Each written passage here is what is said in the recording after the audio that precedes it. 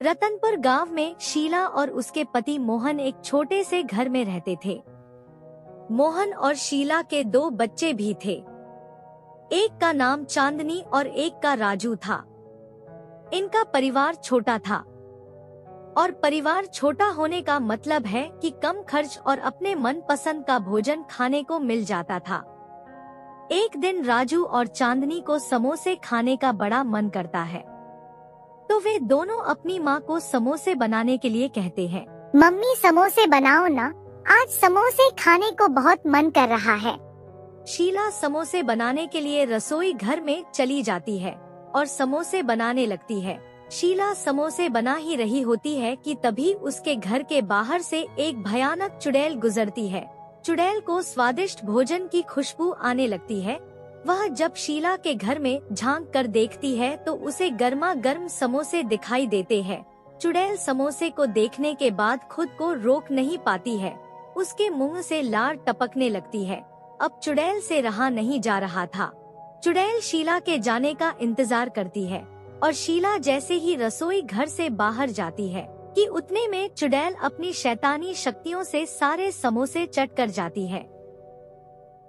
शीला जब वापस आती है और वह जब देखती है कि उसके बनाए गए समोसे गायब हो गए हैं, तो शीला सोच में पड़ जाती है। वो सोचती है कि शायद राजू और चांदनी ने समोसों को खाया है। तो शीला राजू और चांदनी से पूछने लगती है, लेकिन वे दोनों कहते हैं कि हमने कोई समोसे नहीं खाए। शीला अब और चिंतित हो गई। वो फिर से समोसे बनाने लगती है और शीला 2 प्लेट समोसे राजू और चांदनी के लिए ले जाती है और कुछ समोसे वहीं पर छोड़ देती है और वापस आकर देखती है तो उसके समोसे फिर गायब हो जाते हैं। अब शीला को कुछ समझ नहीं आ रहा था कि उसके समोसे खा कौन रहा है।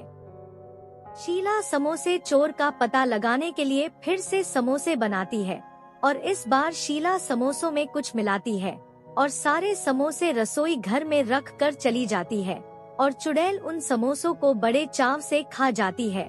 चुड़ैल का पेट अब भर जाता है तो चुड़ैल वहाँ से जाने का सोचती है और चुड़ैल जैसे ही जाने लगती है ठीक उसी समय उसके पेट में दर्द सा होने लगता है।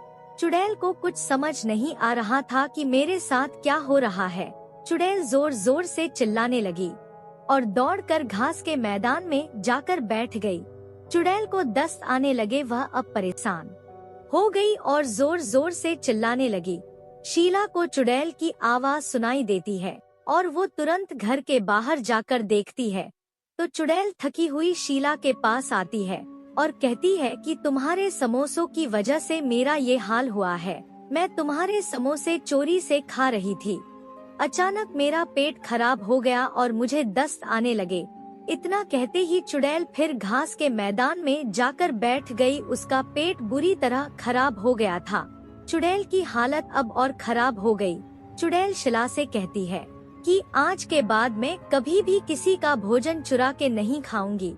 शीला उसकी बातों से खुश हो गई और उसने चुड़ैल को एक सबक भी दे दिया कि चोरी कर खाना पाप है।